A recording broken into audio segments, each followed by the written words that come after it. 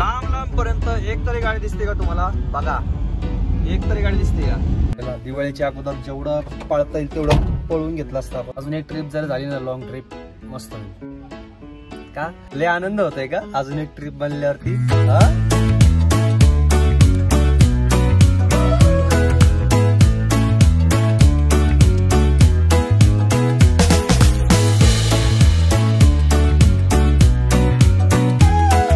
सुप्रभात मंडळी, स्वागत आहे एका नवीन दिवसामध्ये. काल रात्री जेवण केल्यानंतर एडिट वगैरे केला व्हिडिओ, वेळ का वाया घालवला नाहीये आणि जे झोपलो ते झोपलोच. डायरेक्ट आता 6 वाजलेले आहेत आणि आता आपण निघूयात. काल रात्री त्यांचा फोन आला होता, अर्जंट आहे, मशीन वगैरे बंद होईल. हे बघा, म्हणलं मला काय जमणार नाही.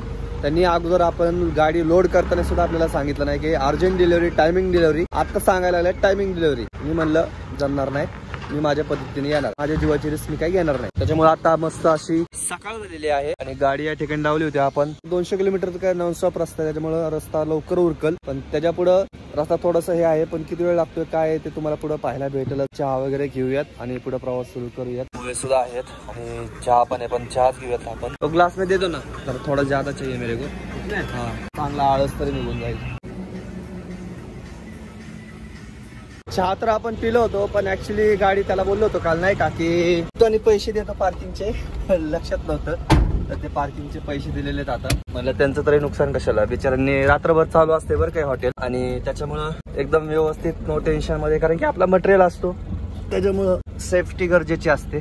जाऊ द्या, 20 रुपये गेले तरी काय हरकत आहे, पण आपलं काम तर व्यवस्थित झालं ना. झोप तरी झाली, आता जरा बरं वाटतंय. तब्येत बिघडल्यासारखी वाटत होती रात्री, असो काय हरकत नाही. दादा फटाफट निघूयात.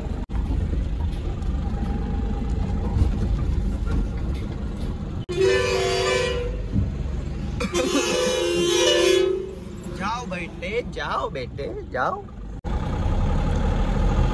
चला, तांबडं फुटायला लागलं आणि आम्ही निघाला हो आमच्या प्रवासाला. लागला आहे टोल नाका आणि हा शेवटचा टोल नाका. डायरेक्ट रतलामला उतरतो आपण खाली. 200 किलोमीटरचा पॅच आहे आता हा, एकदम सुपरफास्ट, त्याच्यामुळे काही टेन्शन नाहीये आणि मस्त मजा येणार. आता सूर्योदय पण पाहायला भेटणार आहे आपल्याला, सुंदर असा. चला, एकदम प्रसन्न वाटायला लागले आराम केल्यामुळं. नाहीतर काल खरंच गॅरंटीच नव्हती माझी गाडी चालवली म्हणून रात्री, त्याच्यामुळं म्हणलं नको विजय भाऊ, रिस्क नको घ्यायला. आणि तुम्हाला पण सांगाल, जर तुम्ही गाडी चालवत असाल, ट्रॅव्हल करत असाल, किंवा तुम्हाला असं कंटिन्यू टायमिंगची डिलिव्हरी असेल, जर तुम्हाला शक्य असणार असेल तरच घ्या, नाहीतर घेऊ नका. आणि रिस्क काय घेऊ नका, समजलं? जान है तो जहान है, नाही तो कुछ नहीं है. आणि त्याला काय म्हणतात, सिर सलामत तो पगडी 50. तुम्हाला म्हणजे असं वाटेल की मी काय अति करतोय, पण ऍक्च्युली काय माहिती काय, ह्या रस्त्याबद्दल मला माहिती झालेली. कारण की 200 किलोमीटरला तुम्हाला जर थांबायचं म्हणलं ना, बरं आहे बरं का, रिस्क जास्त आहे त्या ठिकाणी. कारण की कसं आहे, तिथं गाड्या जास्त थांबत नाहीत. आता तुम्ही पाहिलं असेल टोल नाक्याच्या इथं किती गाड्या थांबल्या होत्या, कारण त्यांना सगळ्यांना माहिती इकडे काय थांबता येत नाही, आणि थांबलं तर रिस्क जास्त आहे. त्याच्यामुळं साधं एक्सप्रेसवेचं असलं असतं ना तर आपण निघाला असतो, जसं वाटत तसं मग थांबत थांबत गेलो असतो. ह्या रस्त्याला रिस्क नका घेऊ. NH-NE4 ला एरिया आहे बरं का, पण या ठिकाणी झोपणं म्हणजे, कारण की चालू नाहीये ना. चालू असलं असं तर वेगळी गोष्ट आहे. आपण जेव्हा चढलो एक्सप्रेसवेला चालू होतं, त्याच्यामुळे आपण येऊन झोपू शकलो, कारण की ते माहिती होतं मला पुढे चालू आहे बाबा. पण इकडं चालू नाहीये अजून, त्याच्यामुळं ह्या बाजूला नाही. रतलाम साईडवर नेतानी किंवा इथून चेचदवरून रतलामला जाताना चालू नाहीये, त्याच्यामुळं आपलं टोल नाक्याच्या अलीकडे थांबलेलं कधी पण चांगलं. मस्त पैकी आपण आता कव्हर करतोय अंतर. रस्ता पण एकदम सुमसाम खतरनाक. करा लाईक. आता एवढा मोठा इथं रेस्ट एरिया आहे, पण तुम्हाला एक तरी गाडी दिसते का इथं? एक तरी गाडी दिसते का? गाड्या बैलांशिवाय इकडे तुम्हाला काय दिसणार नाही, एक पण गाडी नाहीये. आणि इथं तुम्ही कसं काय झोपणार ते मला सांगा. एकच गाडी लावून कशी झोपणार तुम्ही? असा विषय या रस्त्याचा. त्याच्यामुळं आपल्याला अपने को मालूम था, आपण घूम चुका इधर. विजय भाई आराम करते पीछे.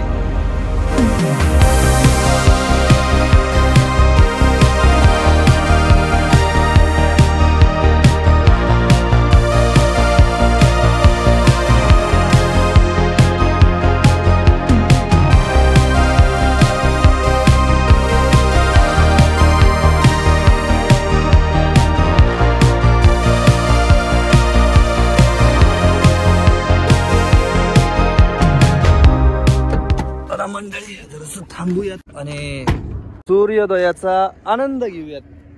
आपलीच गाडी त्याच्यामुळे काय नाही. आणि हा जो रस्ता आहे हा टोल नाका आहे, हा निमज गावामध्ये उतरतो आणि आपल्याला काही इथं उतरायचं नाही खाली, आपल्याला सरळ सरळ जायचं डायरेक्ट रतलाम पर्यंत. आणि सूर्योदय, मोकळा श्वास.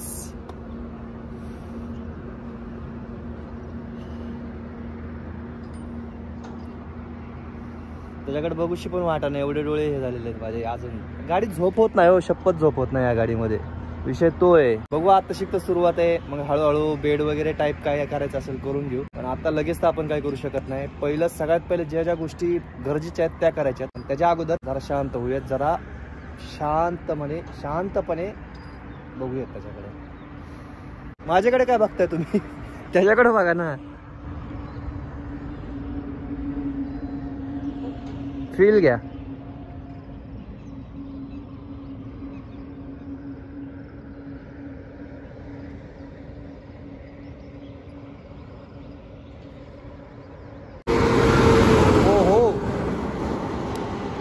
अशोक जरा सावकाश. गाडी चालवताना एवढं स्पीड काय जाणवत नाही, पण ती रोड थांबल्यावरती खतरनाक स्पीड दिसते गाड्यांची. चला मंडळी निघूयात, नाहीतर माझ्या नावाने बॉम्बलायचे सगळे. त्यांचा प्लॅन बंद पडायची वेळ आलेली. पण आपण काय करणार? आपलं अगोदर सांगितलंच नाही तर आपण काय करणार? अगोदर जर त्यांनी सांगितलं असतं ना मला की टायमिंग डिलिव्हरी, मी गाडीच भरली नसती. ऑलरेडी सकाळी 6ला निघून त्या दिवशी, म्हणजे आता तुम्ही जो ब्लॉग बघताय ना तो गॅपने बघताय, पण त्या दिवशी मी 6ला निघून दिल्लीमध्ये पोहोचलो. दिल्लीमध्ये पोहोचून माल वगैरे खाली करून बराच वेळ गेला. त्याच्यानंतर गाडी माझी 11ला भरते, तुम्ही पाहिलं असेल ब्लॉगमध्ये.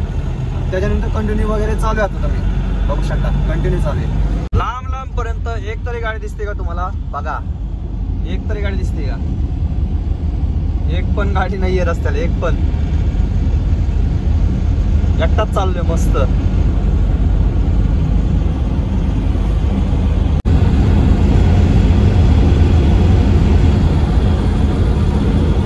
मंडळी आपण रतलामच्या पुढे आलेलो आहोत आणि या ठिकाणी ग्रीस वगैरे मारतात. ऍक्च्युली काय झालं, त्या ठिकाणी ग्रीस मारलं होतं ना, तर ते हाताने मारत होते, त्याला काय ग्रीस व्यवस्थित बसलं नाही आणि स्टेअरिंग हार्ड जाते बरं का, म्हणजे जड जाते. तर ते ऑइलचं पण बघितलं, ऑइल लेवल काय कमी झालेलं नाही अजून. दुसरा काय प्रॉब्लेम असेल तर ठीक आहे, पण मला वाटतं एकदा आपण चांगलं ग्रीस मारून बघावं.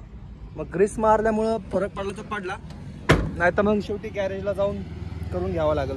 चला पहिलं ग्रीस मारून घेऊयात, बघूया काय फरक पडतोय का काय. एअर वरती चालतं बरं का, हवेवरती चालतं हे. आता हे जे कारचे आहेत ना ते तिकडे लावतील आणि मग प्रेशरनी ग्रीस मारता येईल. हे बघा असं इथं लावून आता, हे बघा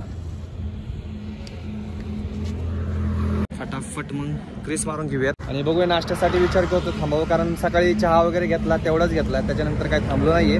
डायरेक्ट जेवढं कव्हर होईल तेवढं केलेले. मला वाटतं बहुतेक काय झालं माहिती का, ऍक्च्युली जे पाटे आपण मागं बेंड मारला होता ना, तो मागचा बेंड जास्त झालेला आहे माहिती का. आणि जो लोड आहे ना, लोड मुळे आपण पाटा बेंड मारला होता, पण आता लोडच गाडीमध्ये नाहीये. मोजून साधारण फक्त 300-400 किलो लोड असेल, त्याच्यामुळे पुढे पण लोड येत असेल पुढच्या पाट्यावरती. पुढे गाडी अशी दबल्यासारखी झालेली, त्याच्यामुळे सुद्धा कदाचित स्टेअरिंग वरती लोड येत असेल, असं काहीसं मला वाटतंय. तुम्हाला काय वाटतंय कमेंट करून नक्की सांगा. पुढच्या पाट्याला पण कदाचित बेंड मारून घ्यावा लागेल, नाही तर मागच्या पाट्याचा बेंड कमी करावा लागेल, असं काहीतरी करावं लागेल. आपण ते स्क्रू काढून मारतो बरं का, कारण की स्क्रू वरती व्यवस्थित बसत नाही ग्रीस. हवा पण चेक करो, स्टेपनी नहीं है गाड़ी को, टायर फट गया था उसका. अभी उसके बाद पहला ट्रिप है, इसके बाद स्टेपनी लेगा. ये गाड़ी ना बिना स्टेपनी का दिल्ली जाके आया अभी. चला मंडळी निघूयात. मस्त ग्रीस मारून घेतलेले, जरा फरक पडतोय बरं का, फरक वाटायला लागलाय स्टेअरिंगला. एक आवाज येतोय कसला तरी, लेफ्ट साईडने येतोय का कुठे येतो काय समजत नाही, एकदम व्हायब्रेशन वाला आवाज येतोय. शोरूम वाल्यांना पण दाखवलं, सर्व्हिस सेंटरला दाखवलं, पण त्यांना काहीच फरक पडत नाही, ते लक्षात देत नाहीत राव. असं आहे आवाज बघा मंडळी, हे बघा.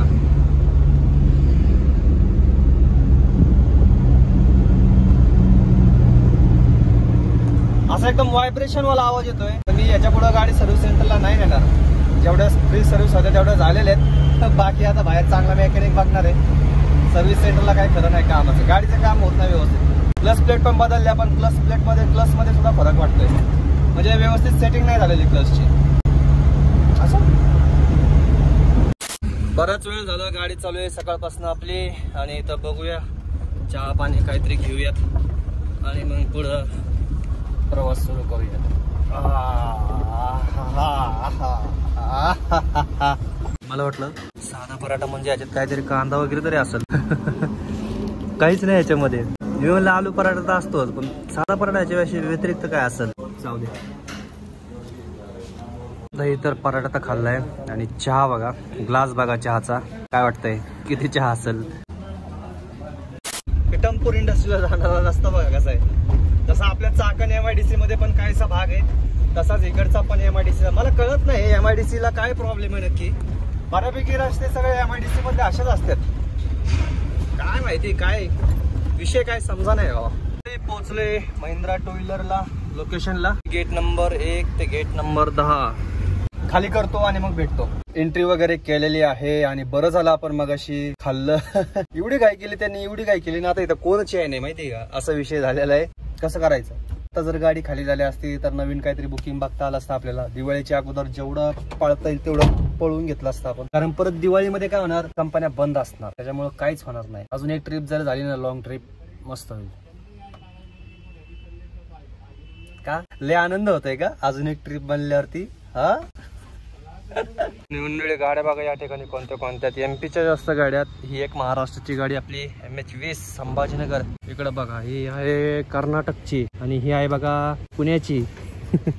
पलीकडे कर्नाटकची. अजून HR NL नागालँडच्या पासिंग आहे. तर येतोय आपला पार्टीवाला. मंडळी तुम्हाला महिंद्राची नवीन गाडी दाखवू का, टू व्हीलर. SD मॉडेल आहे, सेम ह्याच्यासारखी आहे. रॉयल एनफिल्ड मधली हिमालयन नाही का, सेम तशी. या ठिकाणी पण बघा गाडीचं SD इंजिन बघा. हा भाऊ तर डायरेक्ट ढकलतच घेऊन चाललाय गाडी. पेट्रोल संपलंय वाटतं त्याच्यातलं. मंडळी गाडी तर खाली झालेली आहे आणि बघूया आता लोडिंगचं काहीतरी चाललंय विषय. म्हणजे ज्यांच्याकडनं आपण भरून आलो होतो त्यांचं चाललंय की 10 मिनिटं थांब म्हणले, काय असेल लोकेशन असेल किंवा इथनंच काहीतरी लोड असेल तर सांगतो म्हणले. तर तोपर्यंत खाऊन येऊयात, कारण की सकाळी तुम्ही पाहिलं असेल म्हणजे दुपारी आपण फक्त साधा पराठा ज्याच्यात काहीच नव्हतं ते खाल्लं होतं. आता भूक लागली तर जेवण वगैरे करूया, नाही तर बाहेर आता मला वाटत नाही बाहेर काय भेटेल, पण बघूया. अरे वा, MH12 WX चना मसाला घेतला आणि रोटी घेतलेली. तर खाऊयात आणि मग गाडीकडे जाऊया. भूक लागली कारण की फक्त पराठा खाल्ला सकाळी, काय पराठ्याशिवाय दुसरं भेटतच नाही जास्त नाश्त्याला. मंडळी जरा वेळ आराम झालेला आहे, मस्तपैकी पाय पसरून बसलो होतो.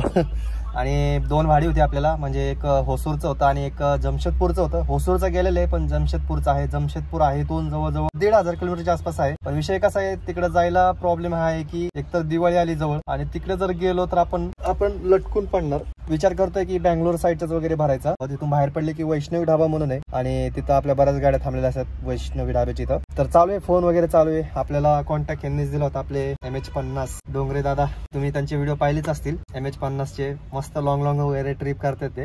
त्यांनी बरंच कॉन्टॅक्ट दिलेले. बघूया काय लोड भेटतं का, काय गाडी भरून जाईल तो काय विषय नाही. पण विचार करतोय बँगलोर साईडचा. पण ह्या साईडला गेलं झारखंड वगैरे तर काय भेटणार नाही आपल्याला. निघूयात आता, जवळ टाइम झालेला आहे बघा, 6 वाजलेले आहेत आता. आणि फटाफट निघूयात आता आणि जाऊन थांबूयात वैष्णवी ढाब्याला. आता भेट वगैरे झाली तर झाली, कोण ओळखीचं झालं तर झालं, पण मजा येईल. चला बघा, हॉटेल मा वैष्णवी ढाबा. बरंच मोठं पार्किंग आहे राव, हे खतरनाक पार्किंग आहे. चला गाडी लावून घेऊयात पहिली. सगळ्या आपल्या महाराष्ट्रामधल्या गाड्या या ठिकाणी थांबलेल्या आहेत, हॉटेल वैष्णवी ढाब्याला. आणि बरंच मोठं पार्किंग आहे बघा याचं. आपल्या रवी भाऊनी पण आणि आपले निलेश भाऊनी पण इथलंच सांगितलं, या ठिकाणी जाऊन थांबा. या ठिकाणी आपल्या सगळ्या महाराष्ट्राच्या गाड्या थांबलेल्या असतात. गुजरात पिकअप जे असतात बरं का. अरे बापरे, इथं सलून पण आहे. काही नाही असं काहीच नाहीये. जेवण वगैरे पण क्वालिटी असेल. बघूया संध्याकाळी जेवण आपण इथंच करूया. हा बनतोय इंदोरचा स्पेशल चहा, मस्त आलं टाकून. अद्रकवाली चाय पिंगी आज, अद्रकवाली. आणि इथं खायला बघा काय काय सगळं मावेचंच बरं का. गुलाबजाम आहेत, पुन्हा लाडू आहे का पेढ आहे. आणि ह्याच्यात जास्त जे आहे गरम दूध पण मिळेल तुम्हाला. आणि हे आहे, हे काय आहे, क्या है उसको, रसगुल्ला. हे रसमध्ये आहे, 50 रुपयाला मिळते तुम्हाला. सगळं ट्राय करूया पण जेवण झाल्यावरती. पण आता सगळ्यात पहिल्यांदा मला चहाची गरज आहे. मंडळी 10:30 वाजलेले आहेत आणि सीन बघा इथला काय झालेला आहे. म्हणजे गाड्या बघा किती आल्या. आपली गाडी लावली तेव्हा काहीच गाड्या नव्हत्या, आता दिसते का नाही माहित नाही. पलीकडे ट्रक लागलेला आहे, इकडं गाड्या लागलेल्या आहेत, इकडं गाड्या लागलेल्या आहेत. हे तर पूर्ण पॅक झालेले. ते एक गाडी आहे. जेवण करूयात आता. मस्त गप्पा वगैरे झालेल्या आहेत. व्हिडिओ वगैरे एडिट करत बसलो. पाणी सुद्धा अंगाला वाटा नाही इथं आंघोळीसाठी. हे पाहू शकता मंडळी किती गाड्या लागलेल्या आहेत, सगळ्या ट्रकाच्या ट्रका लागलेल्या आहेत. इकडे आपले महाराष्ट्रातले पिकअप आहेत आणि आपले नवीन सबस्क्रायबर पण आणि आपले वाघोलीचे दादा. तुमचं नाव सांगा की? कैलास. लय लांब लांब फिरून आलेला आहे माणूस. आता जस्ट पार्किंग मध्ये होतो आम्ही, ओळख वगैरे झाली, गप्पा वगैरे चाललेले. मी पहिल्यांदा एवढा मोठा धाबा बघतोय, म्हणजे नाही का एवढ्या साऱ्या गाड्या लागलेल्या आहेत आणि एवढी सगळी लोक इथं जेवायला थांबलेली, हे पहिल्यांदाच बघतोय मी आतापर्यंत. म्हणजे जिथं जिथं मी गाडी घेऊन गेलो ना त्याच्यामधला हा सगळ्यात मोठा धाबा आहे. तर मस्त आता जेवण करूयात आणि झोपूयात. झोप महत्वाची, कारण की काल पण त्यांनी गडबड केली त्यामुळे काय डोळा लागला नाही व्यवस्थित. आणि आपला मित्र दूध घेऊन येतो, कुठे गेला? या जेवायला. मस्त असा मसूर घेतलेला आहे, सॅलड पण आहे आणि या ठिकाणी रोटी पण आहे. भावाने आपल्या फक्त दूधच घेतलेलं आहे आणि बर्फी घेतली होती. त्यांना म्हणलं होतं जेव्हा भरपूर आहे याच्यामध्ये, पण ते म्हणतात रात्रीची झोप लागणार नाही. बरोबर आहे का? नाही, जेवण केल्यानंतर गॅरंटी नाही माझी बोलायची. मंडळी जेवण खूप सुंदर आहे बरं का. जसं पार्किंग सुविधा आहे वगैरे तशी जेवणाची पण चांगली क्वालिटी. जेवण मस्त आहे. ज्यांनी मला सजेशन केलं ते होते आपले रवी भाऊ, ओन अँड ओनली, आणि आपले निलेश दादा, निलेश डोंगरे साहेब, MH50 बडा दोस्त, ओळखत असाल तुम्ही. त्यांच्यामुळे झालं मी, नाही तर मला काहीच माहीत नव्हतं. थँक्यू. व्हिडिओ बघत असाल तुम्ही तर. जेवण वगैरे झालेलं आहे आणि आता बर्फी खाऊन व्हिडिओचा एंड करूया. भेटूयात पुढच्या प्रवासामध्ये. Bye bye, signing off. जय महाराज.